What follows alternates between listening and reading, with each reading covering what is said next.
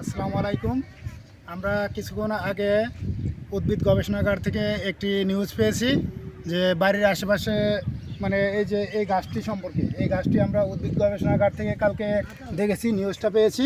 তো এই গাছটি অনেক বিষাক্ত গাছ। আমাদের গ্রামের আশেপাশে এই গাছটি দেখতে পেয়েছি বলে আপনাদের উদ্দেশ্যে এই ভিডিওটা আমরা করেছি। এই গাছটি আসলে অনেক বিষাক্ত, যেটা উদ্ভিদ গবেষণাগার থেকে আমাদেরকে জানানো হয়েছে। তো এটা আসলে অনেক ক্ষতিকর। এটা যদি আপনার জমিতে থাকে বা জমির আশেপাশে থাকে তাহলে ফসল উৎপাদনে ব্যাহত হয়। এছাড়া এটা যদি কোনো গরু ছাগল বা পশু খায় তাহলে ওই গরু ছাগলের পেটে অনেক প্রদাহ বা জ্বালা যন্ত্রণা বা ক্ষত সৃষ্টি হতে পারে। এছাড়া যদি এটা মানুষের সংস্পর্শে আসে, শরীরে চুলকানি, অথবা যদি খায় বা এটার রস অনেকে উপকারী বলে খেতে পারে, কিন্তু খেলে আসলে এটা থেকে অনেক মারাত্মক, যেটা সর্বোচ্চ পর্যায়ে ক্যান্সার পর্যন্ত হতে পারে। এছাড়া শরীরে চুলকানি, ক্ষত এগুলো সৃষ্টি হতে পারে।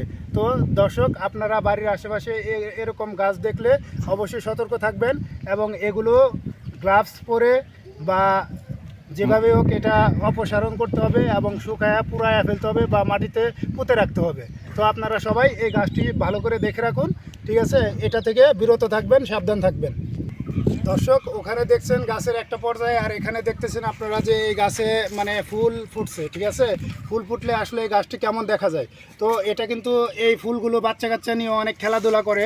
তো বাচ্চারা থেকে এগুলা সাবধান রাখবেন বাচ্চাদেরকে। তো বাচ্চারা যাতে এগুলা নিয়ে খেলাধুলা না করে।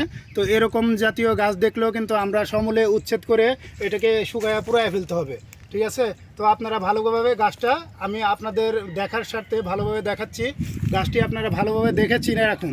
আপনাদের বাড়ির আশেপাশে দেখলে এই গাছটি সমূলে উচ্ছেদ করবেন।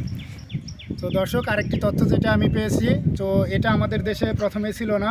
এটা যুক্তরাষ্ট্র থেকে গমের বীজের মাধ্যমে আমাদের দেশে আসছে। এটা আসছে প্রায় 24 বছর হলো।